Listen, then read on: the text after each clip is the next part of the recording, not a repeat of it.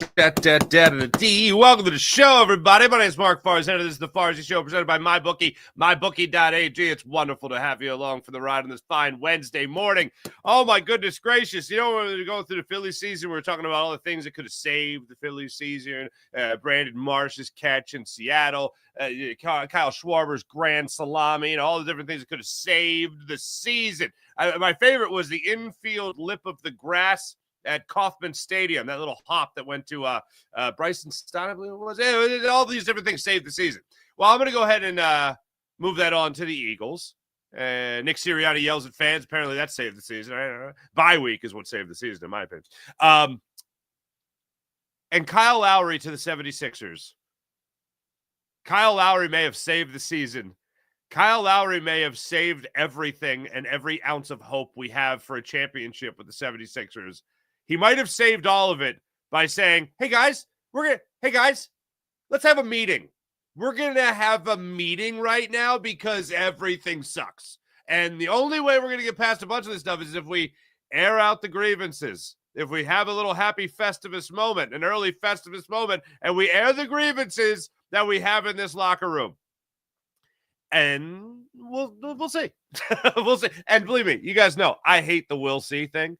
But the only reason I say it is because Nick Nurse is saying, yeah, hey, look, energy is nice at practice, which apparently it was in Memphis yesterday. They played today. Tyrese Maxey, maybe. Sounds like he's playing if you listen to Nick Nurse. Did everything in practice yesterday. Looks like, he'll play with limited minutes, which will be great because that means Joel Embiid, Paul George, Jared McCain, and Tyrese Maxey will all be occupying the same floor at the same time. And that is the team that is supposed to win a lot of basketball games and not lose a lot of basketball games.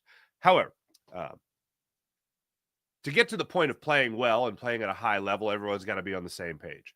And this story that came out from Sham Charania of ESPN now, with Woj out, he's in. He puts out this story yesterday of Kyle Lowry calling a team meeting with the 76ers to get it all out there and solve all the problems after their very disappointing blown 19-point lead in a loss to the Miami Heat. So Kyle Lowry says, gather around, everybody. Let's talk about it. 90 minutes later, they break the meeting. Nick Nurse goes and addresses the media, and he gives us the quote that he gave us yesterday that we had some fun with about, yeah, just had a meeting, but no one's going to talk about it. So happy to answer questions about the game. And then he did. And then the only thing he gave us on the meeting was that, it was a good meeting, and hopefully good things come of it. But the story, if you haven't seen it yet, here is the meat and potatoes of it. Tyrese Maxey challenged Embiid to be on time for team activities, calling out the 2022-2023 league MVP about being late for everything, quote, for everything, and how it impacts the locker room from other players to the coaching staff. That's what sources briefed on the meeting told ESPN. Maxey and Embiid have a close relationship. Now, this is the part that I find interesting. Maxey and Embiid have a close friendship and a history of holding each other accountable, according to those around the team. Quote, Tyrese loves big fella. But this is the elephant in the room, a person involved in the meeting told ESPN. So Shams talked to people that were briefed on the meeting, and Shams talked to somebody that was involved in the meeting. Okay. I don't care. Here, I just think, I don't care who leaked it. As soon as it was a 90-minute meeting and Nick Nurse said, we're not talking about it, I'm like, oh, I'll wait till tomorrow until it's leaked. I swear. That's what we'll find out probably tomorrow. What was said in the meeting. Then we'll see how it gets out there. Here's what I'm hoping for. I'm hoping it was a player that leaked it. Someone that's right there directly involved and has to deal with this on and off the court. Now, you could say, obviously, Nick Nurse might have leaked it. Would certainly benefits him. Like, I've done everything I can. I can't say, I can't be the one that is going to be, corralling these guys anymore. I got to go outside the box, and I got to try to motivate from outside the locker room. I got to try to motivate from outside the organization. Maybe a little public scrutiny, a little public pressure will get these guys in shape. Figuratively, not literally. Maybe it'll get Joel Embiid a little bit more focused on the task at hand of helping this team win basketball games. But bottom line is, the best part that comes out of this is that Tyrese Maxey is holding somebody else accountable. And I don't give a damn that, they've had instances in the past where they've held each other accountable. Bull. Don't believe it for a second. Do I believe there was instances where Joel Embiid would try to motivate Tyrese Maxey? Absolutely. Do I think that Tyrese Maxey would be encouraging to Joel Embiid? Sure. But I don't think there's ever been a moment, and if there was, I think we would have heard about it before yesterday, where Tyrese Maxey told the big fella, be on time. This is a wonderful step forward for the 76ers organization.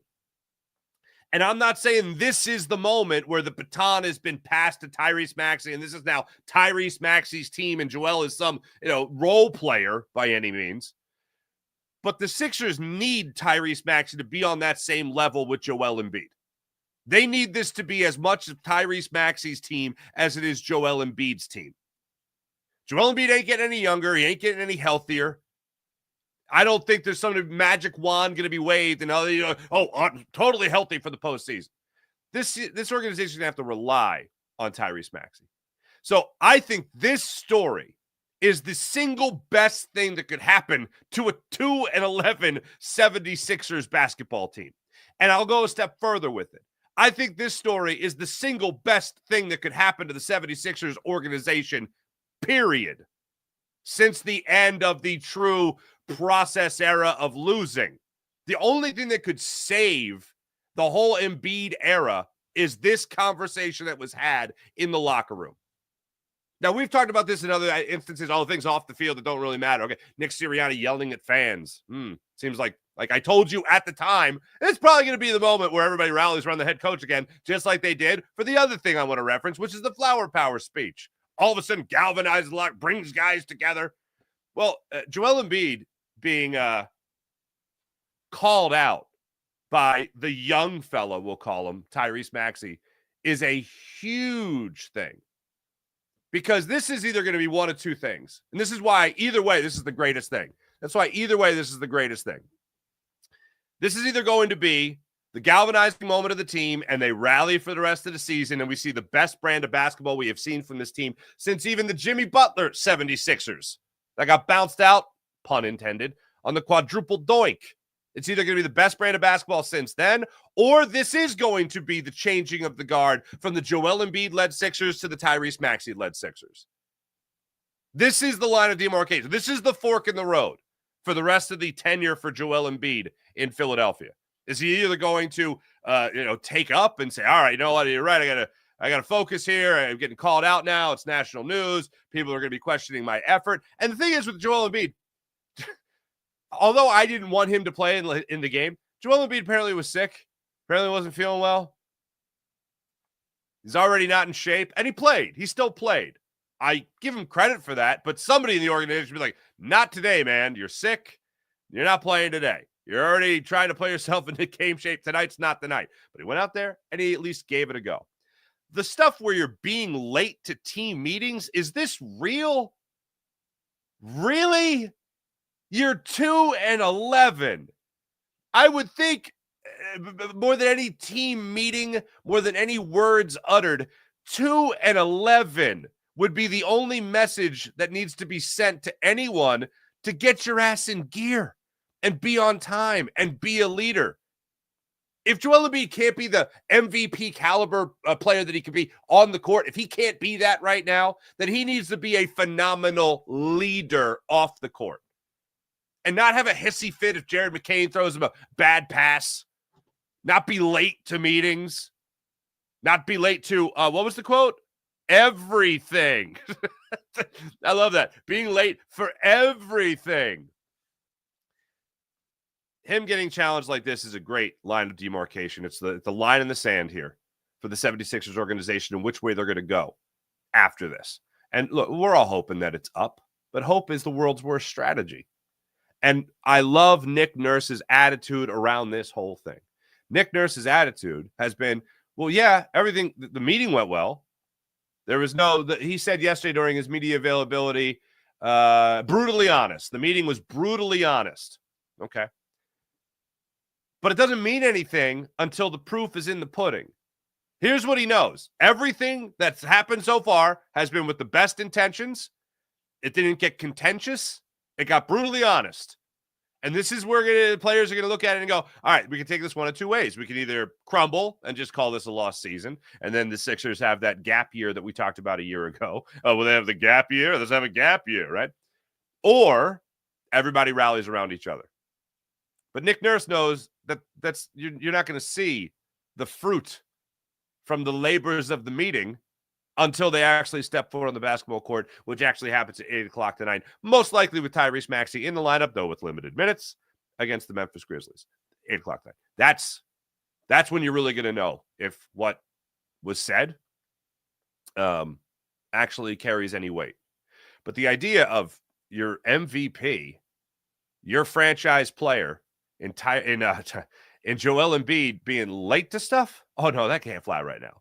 Now, as far as the other things like being coached harder, players having a disconnect with their coach having disconnect with the players, Nurse and the whole staff, players want to be coached harder. Do you really need it at 2-11? Good God. Okay, but that's what they're asking for. Then coach harder. And then in response, the coaching staff supposedly saying, you want us to coach harder? You can play harder too. All right, fine. Kiss and make up. But Joel Embiid, you better not be late to anything anymore. I love this story because I have said this throughout Tyrese Maxey's entire career. You've watched him as a rookie and you've watched him mature in his NBA career. He needs to be nudged. Like, no, you're better. And this is a compliment to him because I absolutely love Tyrese Maxey. Needs to be nudged a little bit. Needs a little bit of encouragement. And I'm not saying he needs a kick in the ass. I'm not saying he needs to be disciplined. Don't twist what I'm saying.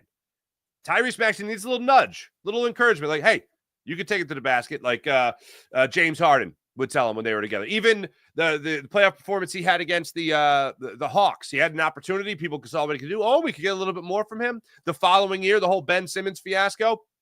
Hey, guess what? You're the starting point guard now. You can do this. He went out there and he did it.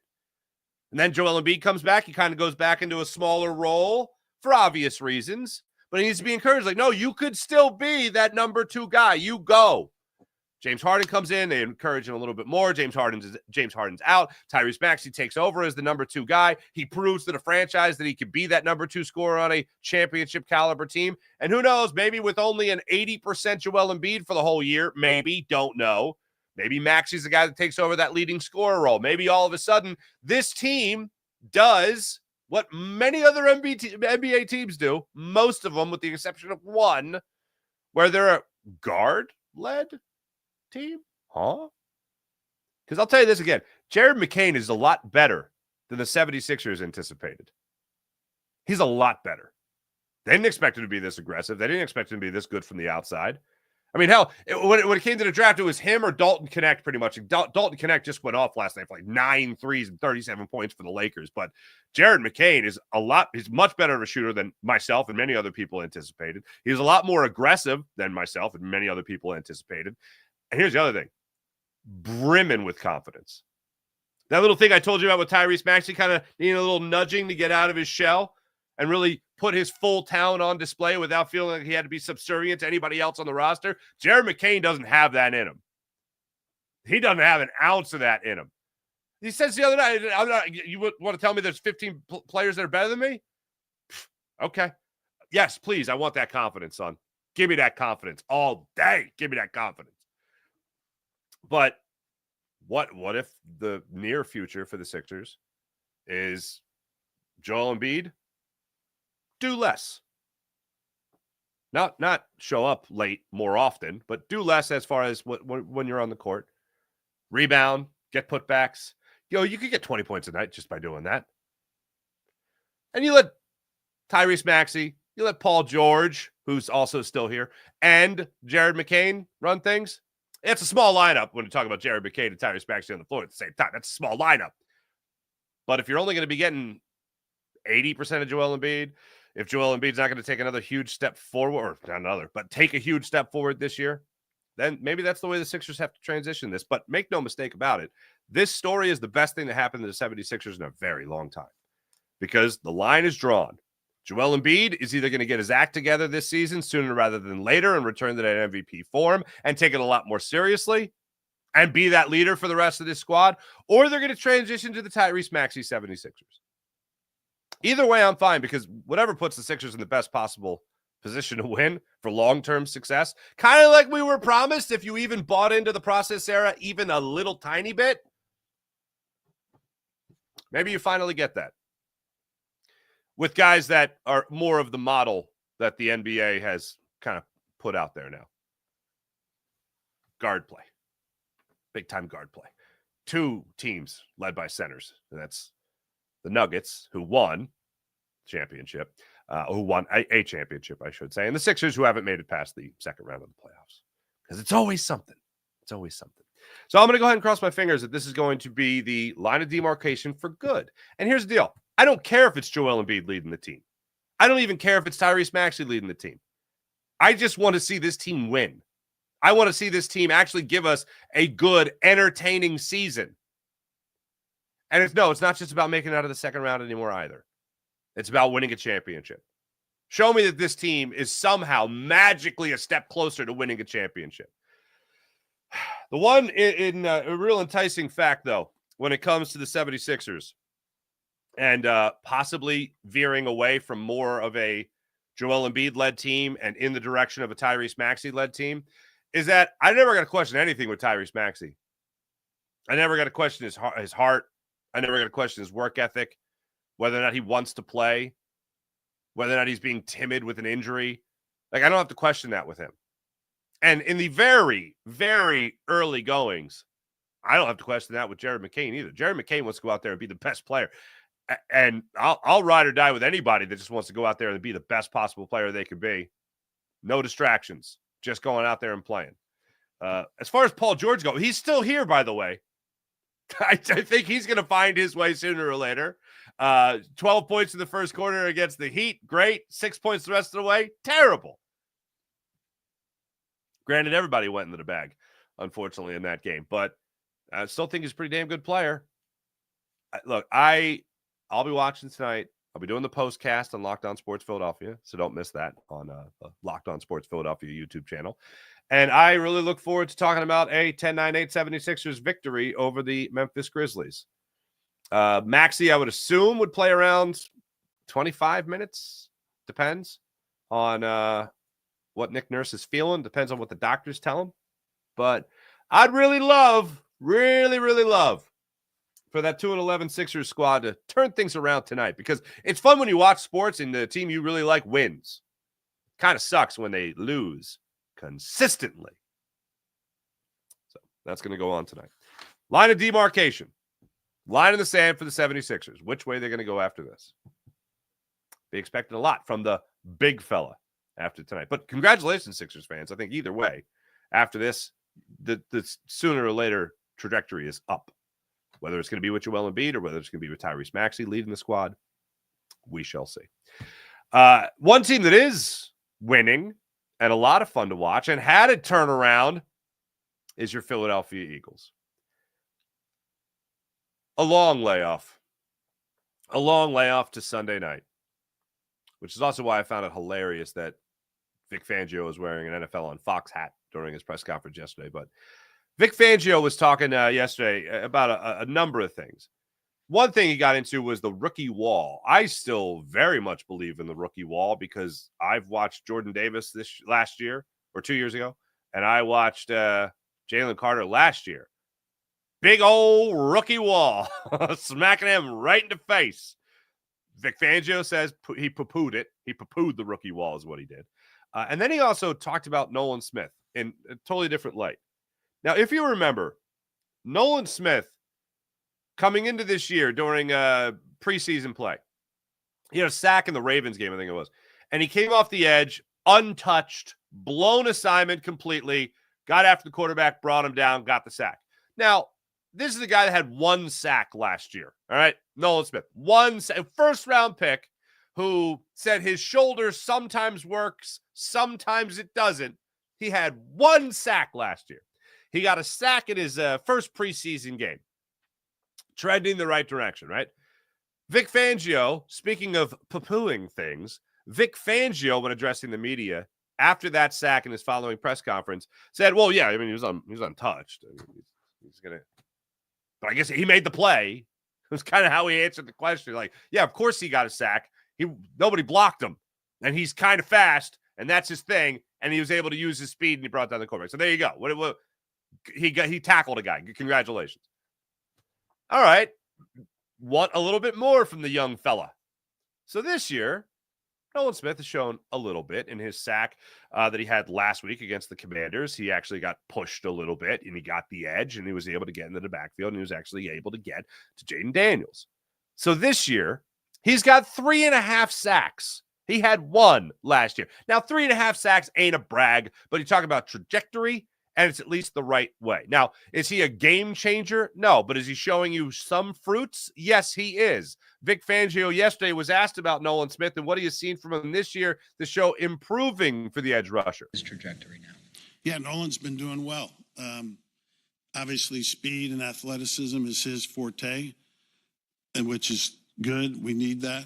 And he's been able to offset his, kind of being small for an edge position to really work on being physical enough to play the run, playing his blocks. And I think him and Wash has done a good job with him to get to where he's competitively good enough to play the run. Physical? Now, yes, he did say speed. Oh, absolutely, speed. Speed.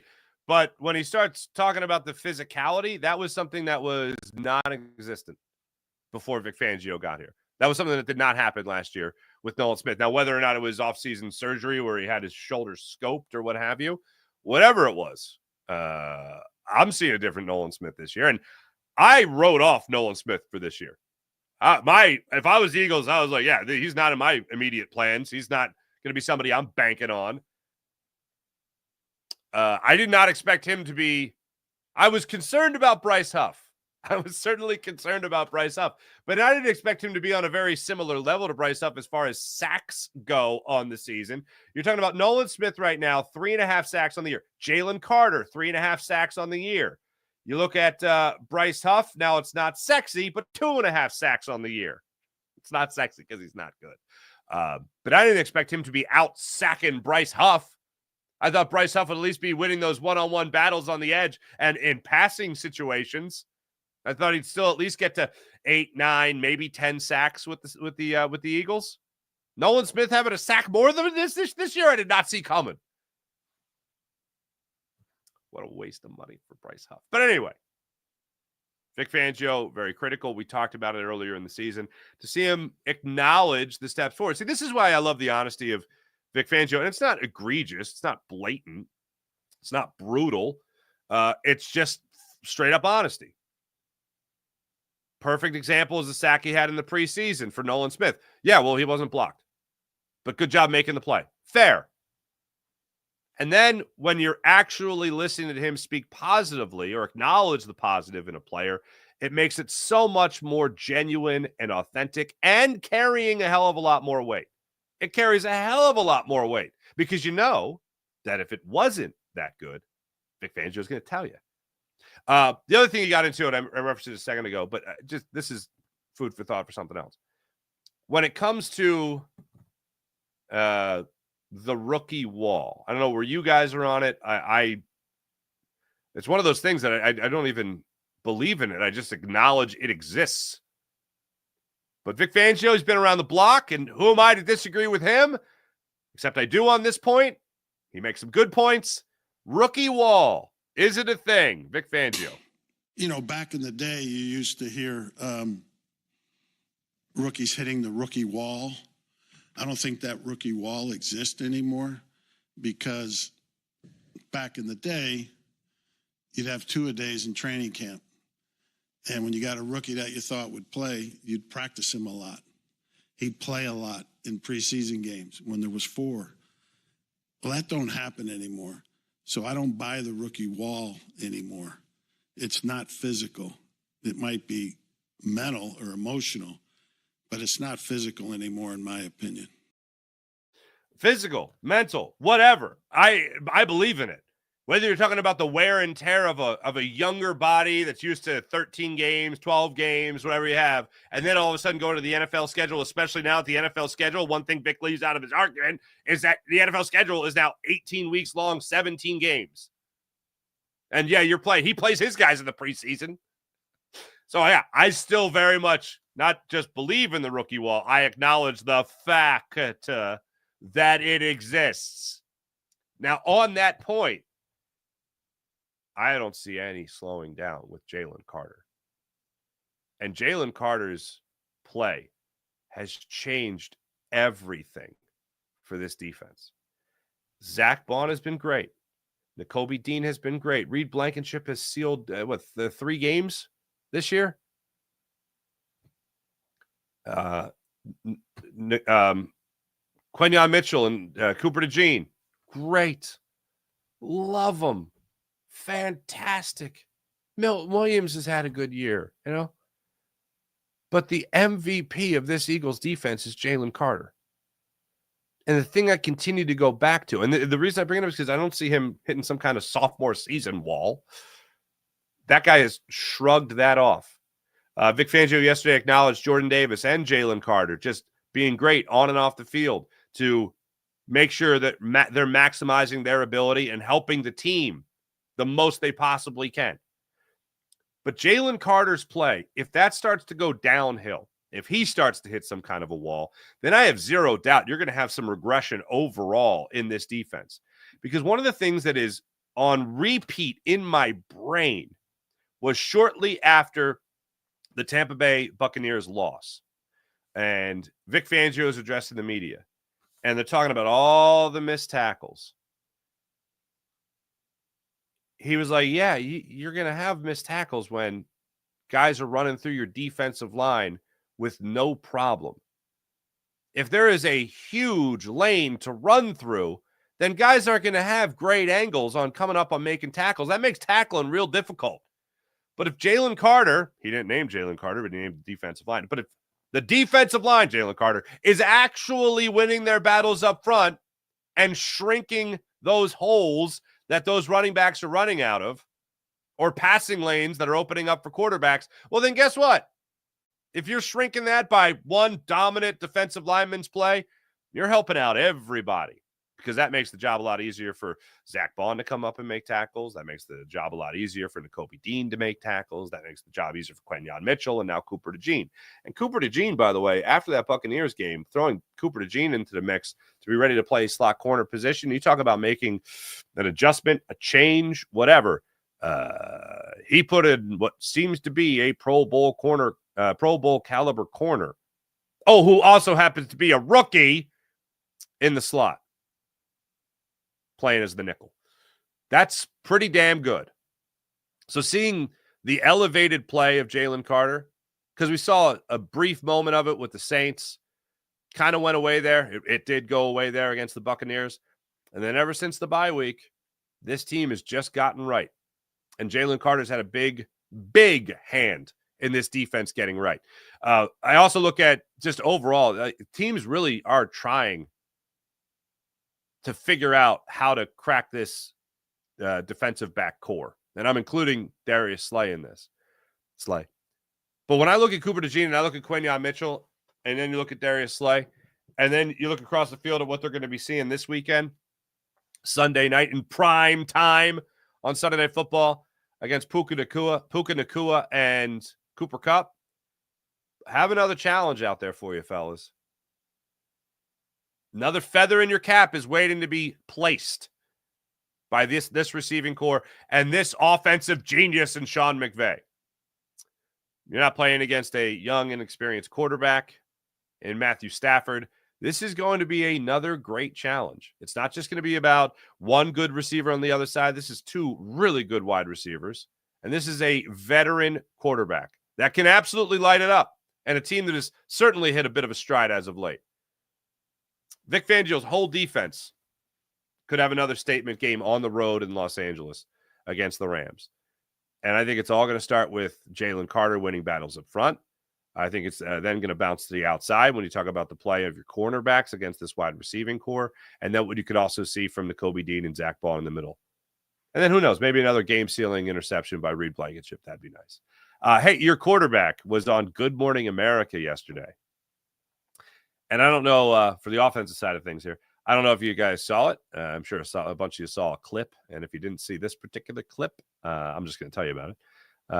Michael Strahan tried to get, and I don't blame him for this. I'm not faulting him for it, but anybody should ask this question.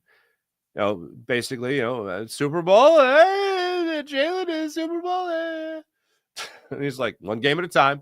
Jalen was not going to take that bait. One game at a time. And even Strahan said, yeah, good answer. But they did have I believe it was the stage manager was a Philly fan, and he was wearing his Eagle green yesterday. They showed him on camera. It's pretty cool. But also, Strahan asked him about, hey, thanks for taking care of my guy, Saquon Barkley. And I think Jalen's response was along the lines of, yeah, he's kind of taking care of us too. Anything that just digs that knife in a little deeper with the Giants and the spite. The Tommy DeVito led, hey, Miss Scoozy, New York Football Giants. That's fun. I was listening to Kellen Moore yesterday. Keep it on the offensive side of things here. I was listening to Kellen Moore yesterday. They talked about trying to build off some stronger starts to football games offensively, trying to move the football a little bit, and why that's been a struggle for most of the year. He talked about getting Jalen Hurts in a rhythm earlier, clearer play calls into the quarterback, and also just get him into that rhythm by using that. Okay. I just look, the turnover issue is not a concern for me anymore. And I knew there was going to be a moment where Jalen Hurts was going to take that to the next level and get back to the guy that we know he could be. But what continues to be a problem is how this Eagles team starts football games. Still the worst in the NFL. It's going to take a minute for them to be able to climb out of that, even if they go on some epic tear coming up in the next couple of games. But knowing that they start fast, and this is going to be a game where I feel like they need to start fast. On the road, take the crowd out of it. Let the Eagles fans have an opportunity to roar there in Southern California and march that football downfield. I don't care if it's Jalen Hurts going 6 for 6 on an opening drive or if it's Saquon Barkley breaking off a couple huge runs. Whatever gets the momentum going in their direction fast, use it. You talk about rhythm. Where's the bread and butter? I think what the Eagles need to do is simplify things. Can't get complicated, can't get cute. I think you have to take what your quarterback feels most comfortable doing. And that includes running the football. It doesn't mean just, 5 and ins, 5 and out, flat routes, whatever. No, whatever makes him comfortable. Get him into that rhythm early. Because, look, I had a sneaky suspicion that the Washington Commanders were a bit of a fraudulent first-place team. They had played well. They had done everything right. Good for them. Not taking anything away, other than the Eagles were the better football team. Acknowledging that the Eagles were the better football team. If the Eagles can get on fast starts and then protect, don't get me wrong, look, you win the game, great. You pour it on late, great. But controlling games from start to finish, I think that would help things a lot, especially when it comes to the later rest that you could possibly have for a guy like Saquon Barkley. And, well, as much as I was doing cartwheels about, 16 touches against the Cowboys, and then the short turnaround, coming back home, playing against the Commanders, and then him going off in that game and needing him to go off, especially late. I mean, Saquon Barkley in that game against the Commanders with the Reed Blankenship interception, he had 62 yards and 2 touchdowns in 20 seconds. So that's breaking it open a little bit. I would love for the Eagles to not have to need that at the end of a game. Get it started early, get the rest started early. I don't know if this Rams game is going to be an example of the Eagles being able to get rest early, but it would certainly help the cause if you were able to start fast. Be in control a little bit more. And I'm hoping this is a game where the Eagles can do that. And I think they do that with Saquon Barkley, more so than airing it out by any means with Jalen Hurts. The other thing that the Eagles could be looking at here with that offense is controlling the clock. And one of the things that we don't really talk about when it comes to this Eagles offense is not just Saquon Barkley limiting his touches by giving him rest, but limiting his touches with a guy like Kenny Gainwell getting a little bit of a spurt in there like he did against the Commanders. And one of the things that Kellen Moore was asked about in his press conference yesterday was how he knows to go to Kenny Gainwell, how he knows to break that glass and say, all right, you know what? Saquon's had a couple of runs here. He's a little winded. Let's get Kenny Gainwell in. How do we know when to get him part of the game plan?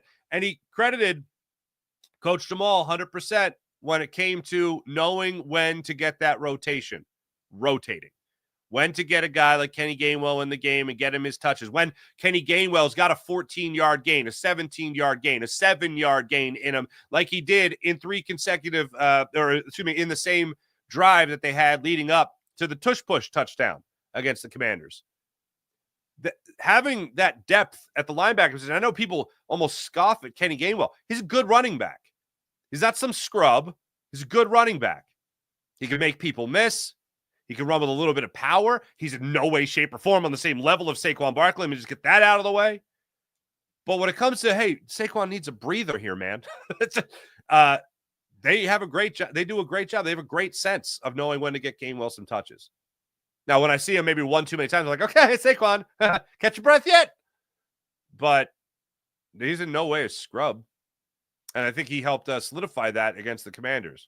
If he can just give you little spurts, that's also giving Saquon Barkley a breather. Not for later in the season, but for in that game, which ultimately helps for later in the season. So I'm interested to see how the Eagles keep that going this entire year. Because it's another thing, when we talk about this offense, you talk about all the weapons, it was another question. It gets asked a different way every single week from Kellen Moore about how do you keep all these mouths fed when you talk about all the strengths of this offense. And it came up this time around when people were talking about how great Saquon has been, and then it's almost at the detriment of these great wide receivers. You have A.J. Brown and you have Devontae Smith. Oh, something I got to tell you about A.J. Brown in a second. But at Devontae Smith, you have these guys that need to get fed too. Well, they're there. They're there where when you don't have the fast start, they can get you the instant points, the insta points right out of the gate. One thing was funny yesterday about A.J. Brown. I wanted to share this with you guys. I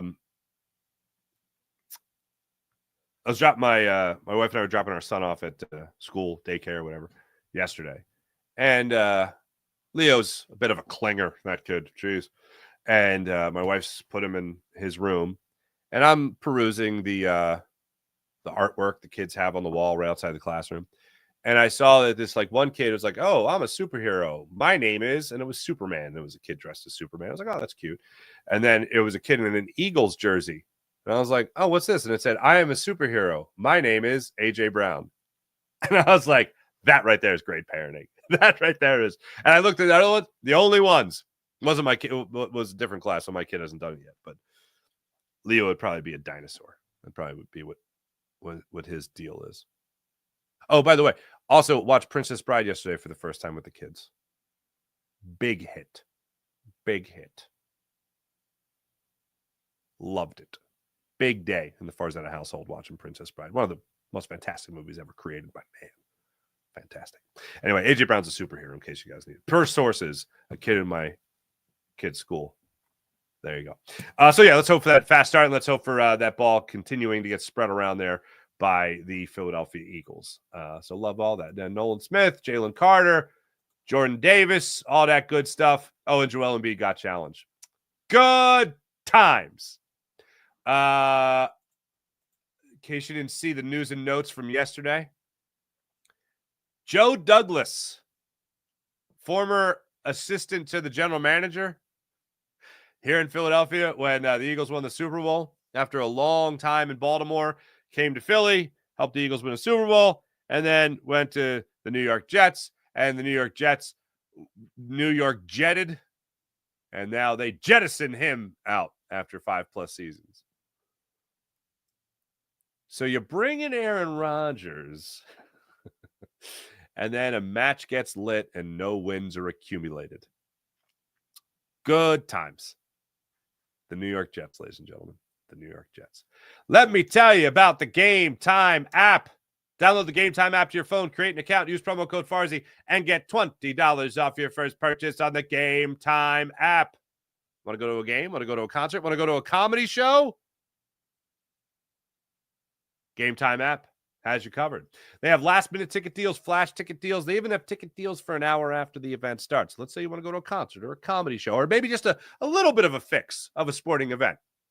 You could see it at a great discounted rate an hour after the event starts. Tickets still on sale on the Game Time app. Also, they have the Game Time Picks feature, which allows you to filter out all the fluff and get right down to it. The best seats at the best prices, so you're literally not searching through thousands of tickets.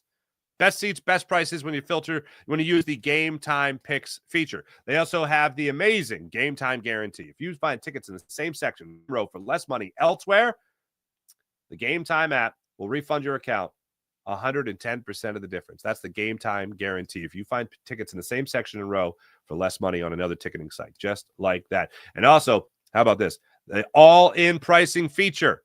The all-in pricing feature. You know what that does?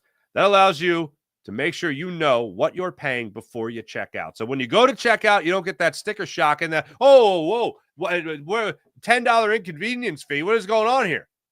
Not with the Game Time Picks feature and not with the Game Time all-in pricing feature on the Game Time app. So download the Game Time app to your phone, create an account, use promo code FARZI, you get $20 off your first purchase on the Game Time app. Sixers return from this little road trip after they take on the Memphis Grizzlies.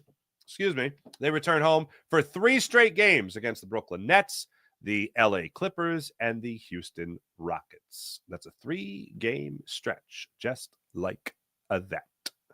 Game Time app. You want tickets? Game Time app. Download the Game Time app, create an account, use promo code FARZI, and get $20 off your first purchase. How about MyBookie? MyBookie.ag. Download the MyBookie app to your phone, create an account, use promo code FARZI, get up to $1,000 redeemable cash bonus on MyBookie. MyBookie.ag. PHL Sports Nation, Philadelphia Sports Nation, enhancing your Philadelphia sports fan experience across all social media and blogs. That's PHLSportsNation.com. How about our friend Brett at Sky Motor Cars? SkyMotorCars.com. Check out Brett's amazing inventory at SkyMotorCars.com.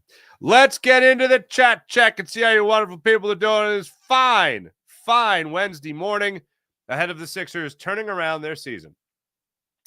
A man called David. Good morning. April. Good morning. Wine Niners Wine.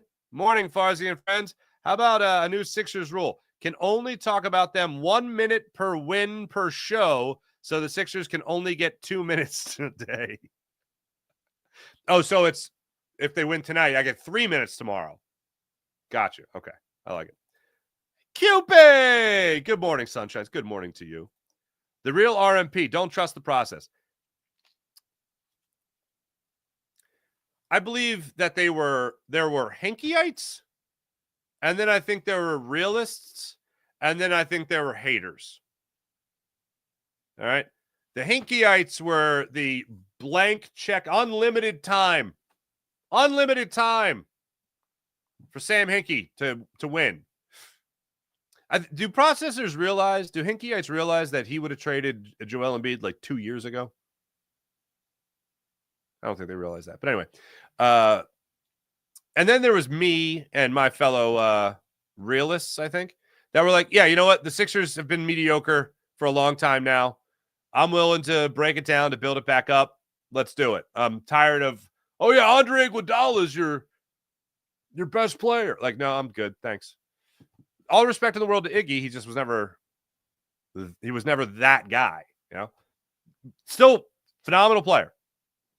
Phenomenal defensive player. But not the guy for one organization. So, yeah, build it down and break it back up. And I was all for it. But I'll give you 3 years. And I remember doing a radio show at the time when they traded Drew Holiday, which was the beginning of the process. And I said, how long are you willing to give this? It's clear what the Sixers are doing. How long are you willing to give it? Most people were 3 years. It was 3.5. I think he was here for 3.5. And then the NBA was like, okay, can you start winning again, please? Thanks. And then there are the people that are just like, you don't lose ever. It builds a terrible culture. And man, do they look right. Because Joel Embiid looks like a guy that an entire organization tanked for many years and sided with, whether it was the Ben Simmons stuff or whatever. It's been Joel throughout the entire process. But yeah, it's it hasn't been great. And just so you know where I'm on this, the process didn't work. I know a lot of people are like, oh, you got Joel Embiid at work. No, you can tank for a great player. You don't have to initiate a process. Engage, be terrible for 3.5 years before we see any return on investment of agony. 10-win seasons, these are fun. Anyway, that's where I was at on that whole thing. Sean Kilrain, good morning. If you change Embiid to Dak and Maxey to Micah, this whole thing is hilarious. We damn boys. I will say in the game there the other night against the Cowboys there, that game that happened, Micah Parsons on the sidelines Monday night. Oh, man. Oh, just the joy I have in watching that team be miserable. It's beautiful. Literally falling apart, like the stadium, too. It's amazing. It's amazing. April, Sixers are a dumpster fire. Joel acts like a spoiled brat, but he's always been allowed to. Great point. Exactly. And for those that are just joining us, this whole story with the Sixers, my take on it, best possible thing to happen to the Sixers. The line is drawn in the sand. They're either going to go one way or the other. They're either going to go back to marching to the playoffs with hopefully a healthy Joel Embiid, right? And he leads the team, and he's MVP caliber in the very near future with Tyrese Maxey, Jared McCain, and Paul George carrying the brunt of the weight until he gets back to MVP caliber form. And this is the fire he needs lit under his ass. Or he continues to do what we have seen so far, which is kind of pick and choose when he wants to play and be abundantly cautious. And then this starts to transition to Tyrese Maxey's team. And then from what I think in not too much time, Tyrese Maxey, the Maxey and McCain-led Sixers. Oh, my God, 2 guards. No way. Not a center-dominated team? What? Is that allowed? Yeah, most of the NBA does it that way. Anyway, why Niners wine? Is it just me, or is Rodgers playing just as well as Slay? Sorry, I was thinking of the Jets. So I was thinking of Aaron Rodgers. I was like, what? Isaiah Rodgers. No, he's playing really well. Jets found out only one Howie. How bad? Oh, my goodness gracious. How bad did Howie fleece his man? Did Joe Douglas piss off Howie Roseman somehow? Because for Howie to pull that one, woof, there must have been something harbored for 5 years. I know how to get Joe. I'm going to steal his best pass rusher, even though he's not that good. And I'm going to pay him a lot of money. And then I'm going to trade him Hassan Reddick, who's going to be a thorn in his side for 8 games. That didn't work out. Why Niners Wine likes it? Oh, that's very nice. Yes, like and subscribe, Farzy, on all platforms, please. Brian Pumper, trade Embiid for Jock Lindale. Who cares? JB, Fultz was a big miss. Mistakes were made. Yeah, Fultz. There's 2 things. There's 2 people that I will reference that did not play with the Sixers long term when I tell my grandchildren about the process. And it will be Markelle Fultz, whose name will also go hand in hand with Jason Tatum. And for the record, Tatum was available. He was, W-A-S, was available. Sixers picked at 1. Celtics picked at 3. Or 2, sorry. You could take Jason Tatum. Now I'm all confused because I wasn't thinking about this. Tatum was 3 or 2? I want to say it was 3. Was it Ball at 2? I'm losing my mind.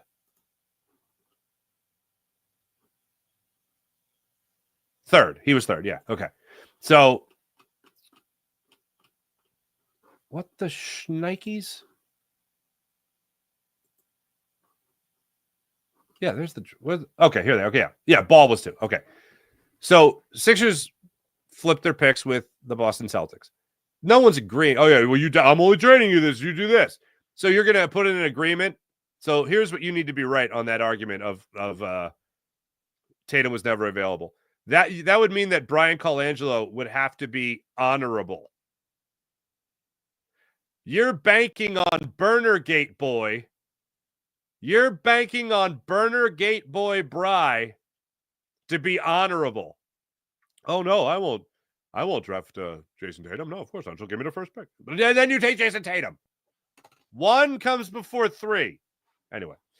Yeah. So anyway, Markelle Fultz over Tatum sucks. And then the other name is Jimmy Butler.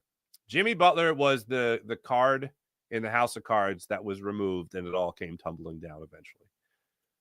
Tobias Harris over me.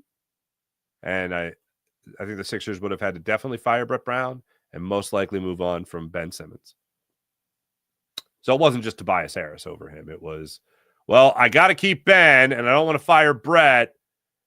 And I could keep either Tobias or Jimmy Butler so that all the moves I made, and this is Elton Brand speaking, all the moves I made weren't for nothing. He had to keep one of them in his mind, which is unfortunate. But yeah, Jimmy Butler, Markelle Fultz. Those are the 2 names. After the obvious, like the guys that weren't here for a long time. Tyson made a comeback. Maybe Jordan can. Still need Markelle Fultz right now. I wouldn't mind him off the bench. I don't even know where he is now. He's not with Orlando anymore. Where did he end up?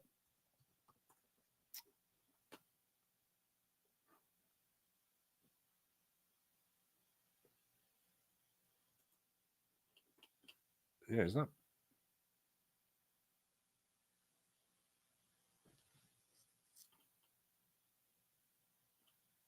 Yeah. Free agent, I guess. Yeah. Anyway, I liked Markelle. Markelle Fultz was cool. In terms of this, when the place went nuts, I was at the arena when he knocked down a 3 in his first game following his rookie season, thoracic outlet syndrome, that all that stuff, right? And the place went nuts, and he appreciated it. And ever since he's talked about Philadelphia, he's talked about Philadelphia glowingly. That's pretty. I always appreciated that about him. Gluffy, what's going on? I think the Sixers is just cold case or cold because everyone not scoring. The team didn't score over 100 points in all the games they lost. I hope they're just cold. That's it. Didn't blame his wife for that burn. Exactly. Mint diggity. He blamed his wife. And you're talking about this guy keeping his word to Danny Ainge? Okay. Brian, not worried about Jimmy. He only scores on us because we put our worst players on him, Tobias and Lowry. Yeah. The mint diggity. Free agent. Nobody wants that bum. Yeah. Markelle Fultz, that is. Thanks, everybody in the chat. You guys are wonderful as per usual. Let's get to the morning rush brought to you by Sky Motorcars, SkyMotorcars.com. The 76ers tonight. Do they go 1-0 since their Kyle Lowry called team meeting? Ugh. We shall see. 8 o'clock against the 8-7 Memphis Grizzlies. I think I have that right. 8-7 Memphis Grizzlies. 8 o'clock tip-off. Sixers are favored by 3.5 points in that one. In case you missed it, Tyrese Maxey is supposed to be a game-time decision. According to Nick Nurse yesterday during practice, when he was asked about Tyrese Maxey, he said he's probably going to play, but limited minutes. All right. I'll take 25 minutes of Tyrese Maxey playing ball tonight. One thing I will be watching, other than just Tyrese Maxey going out there and playing, hopefully tonight, the other thing I'm going to be looking at is whether or not Jared McCain still starts. Is it going to be Maxey, McCain, George, Caleb Martin, Joel Embiid? Or it'll be like Kyle Lowry, Tyrese Maxey, yada, yada, yada, yada, yada, yada, yada. Ooh, Brian Plummer. Joel, 100% out tonight. Wow. That's not fun. He's got to play. Yeah. Thanks for watching. Thanks for listening. My name is Mark Farzetta. Make sure you hit like and subscribe on the Farzy Show YouTube channel. Make sure you hit like and subscribe on the Locked On Sports Philadelphia YouTube channel. Make sure you like and subscribe on Jacob Media's YouTube channel. And make sure you hit like and subscribe on the Seth Joyner Show YouTube channel as well for all your pre and post Eagles needs. Thanks for watching. Thanks for listening, everybody. Be back with you guys tonight. Why Niners won? We dem Sixers. Yeah, okay. I get it. Yeah, that's funny. Oh, yeah, hey, the Flyers don't suck either. There you go. Thanks for watching. Thanks for listening. Be back with you guys tonight following the Sixers. Following the Sixers and Memphis Grizzlies game tonight. I'll be on Locked On Sports Philadelphia's YouTube channel, breaking down the game for 30 minutes as the postcast carries on. Thanks, everyone. Back with you guys tonight, and then see you tomorrow on the Farzy Show. Bye.